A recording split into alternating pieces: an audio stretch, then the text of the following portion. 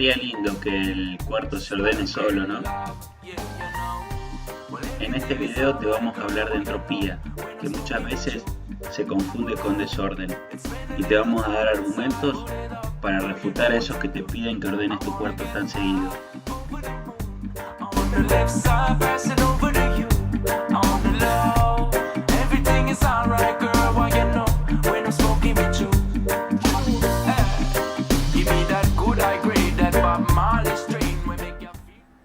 A partir del ciclo de Carnot llegamos a una conclusión muy importante, que es que el cociente entre los calores que toma el sistema de la fuente caliente y entrega el sistema a la fuente fría es igual al cociente entre las temperaturas, entre la temperatura de la fuente caliente y la fuente fría.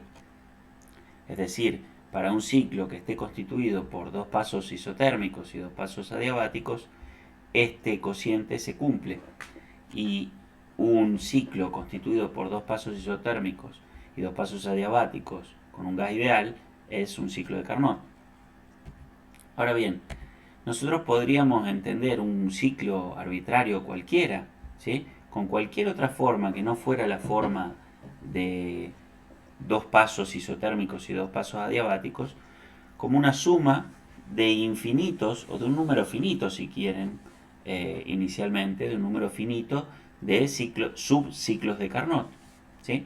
Entonces podríamos decir que, por ejemplo, para un ciclo arbitrario que recorre este camino para llegar desde el punto A hasta el punto B en una gráfica presión-volumen, y luego desde el punto B recorre este otro camino arbitrario para llegar al punto A, yo podría pensar que cada uno, que el área que está incluida dentro de ese ciclo, podría subdividirse en un número finito de subsistemas, de subciclos de Carnot. Si para el ciclo de Carnot se cumple que el cociente entre los calores es igual al cociente entre las temperaturas de las fuentes, podríamos reacomodar esta ecuación de modo que QC lo paso multiplicando y TC lo paso QC lo paso multiplicando y TH lo paso dividiendo, de manera tal que me quede QH sobre TH es igual a menos QC sobre TC, y que la suma de QH sobre TH más QC sobre TC me dé igual a 0. Esto se cumple para cualquier ciclo de Carnot, ¿sí? Ahora bien, si yo lo que tengo es un número finito de ciclos de Carnot, lo que voy a tener es la sumatoria de n igual a 1 a n, que es el número total de subciclos de Carnot en los que yo subdividí mi ciclo arbitrario, de QH sobre TH más QC sobre TC. Y esto tiene que ser igual a 0, ¿sí?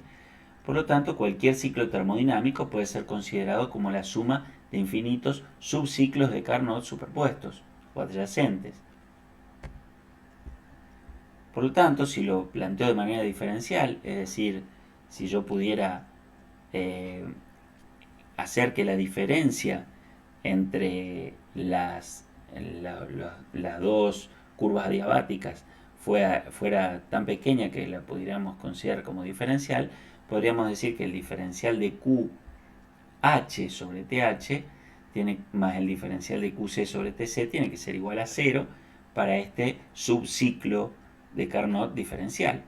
Ahora bien, si yo considerase que para un ciclo arbitrario podría meter infinitos subciclos de Carnot, lo que podría decir es que la sumatoria se transforma en una sumatoria de n1 a infinito del diferencial de QH sobre TH más el diferencial de QC sobre TC, y esto tiene que ser igual a 0. Y a esto lo podemos transformar en esta integral de ciclo, que es básicamente la misma definición, ¿sí? Porque una integral es básicamente una suma de infinitos pasos diferenciales, ¿sí? Es decir, es una suma punto a punto. Y lo que tenemos es que la integral en todo el ciclo del diferencial del calor reversible sobre T. ¿Por qué decimos del calor reversible? Bien, porque cuando se aproximan QH y QC, o TH y TC, se aproximan muchísimo, lo que tenemos es un cambio tan pequeño que siempre podemos volver atrás un paso, ¿sí? Por lo tanto, lo que decimos es que lo que hay una variación de calor reversible. Y la integral a lo largo del ciclo del diferencial de Q reversible sobre T es igual a 0. Esto es lo mismo que se cumple para cualquier función de estado. Es decir, para cualquier función de estado sabemos que la integral en el ciclo tiene que ser igual a 0. Es decir, las propiedades, cuando voy desde el punto inicial A, hago una serie de procesos para volver a llegar al mismo punto A inicial, en la integral para, por ejemplo, la presión o para la energía interna o para la entalpía, siempre tiene que ser igual a 0. ¿Sí? Esto es, el delta para cualquier función de estado a lo largo de un ciclo es igual a 0.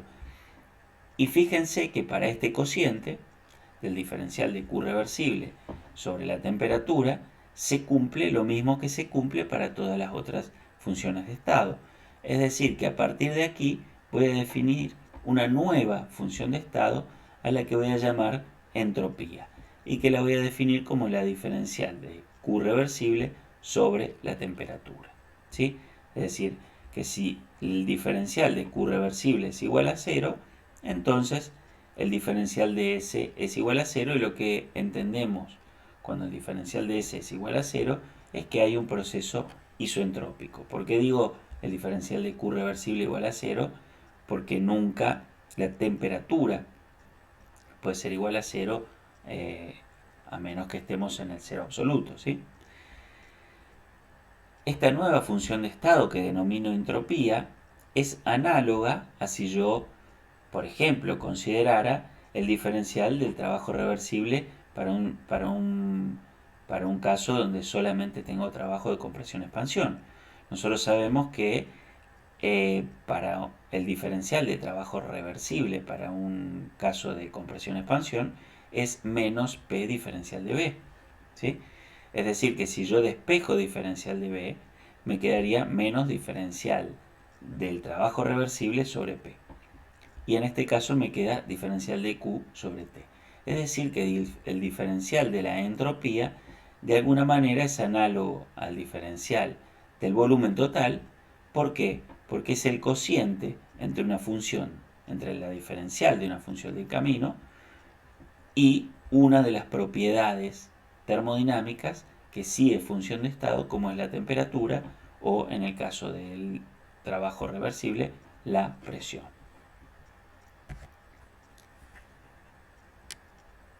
La definición de entropía conlleva una cuestión que también es muy importante. Este cociente entre los calores y las temperaturas, fíjense que aquí lo que reemplazamos es calor que se toma de la fuente caliente sobre la temperatura de la fuente caliente, más calor de la fuente que se entrega a la fuente fría sobre la temperatura de la fuente fría. Esta es la analogía de la entropía como un estornudo, ¿sí? ¿Por qué un estornudo? Porque básicamente lo que decimos es que un estornudo en una calle ruidosa casi no se percibe, ¿sí? En una calle con muchísimo bullicio, lo que tenemos es que QH, supongamos el estornudo, dividido TH, que es donde hay mucha agitación térmica, es lo que denominamos la entropía en la fuente caliente, ¿sí? Es decir, que retirar una cantidad de calor en una sala, en una calle o en una sala muy bulliciosa, da una determinada variación de entropía, mientras que un estornudo en una biblioteca produce mucha perturbación, es decir, una pequeña cantidad de calor que yo retire o entregue, en este caso, a la fuente fría, donde la temperatura de la fuente fría es más baja, es decir, es la analogía a la biblioteca, un lugar con poca agitación, ¿sí? Poca agitación térmica en este caso, daría exactamente la misma variación de entropía. Es decir, el agregado de calor puede ser entendido como un estornudo y la temperatura de la fuente donde se lo deposita difiere, ¿sí? Porque no es lo mismo la temperatura en la analogía de una calle ruidosa que la temperatura en la analogía de una biblioteca, ¿sí? El impacto del flujo de calor es mayor en una fuente fría que en una fuente caliente. Es decir, una pequeña cantidad de calor en una habitación con poca agitación térmica puede producir el mismo cambio de entropía que una gran cantidad de calor en una calle ruidosa con mucha agitación térmica.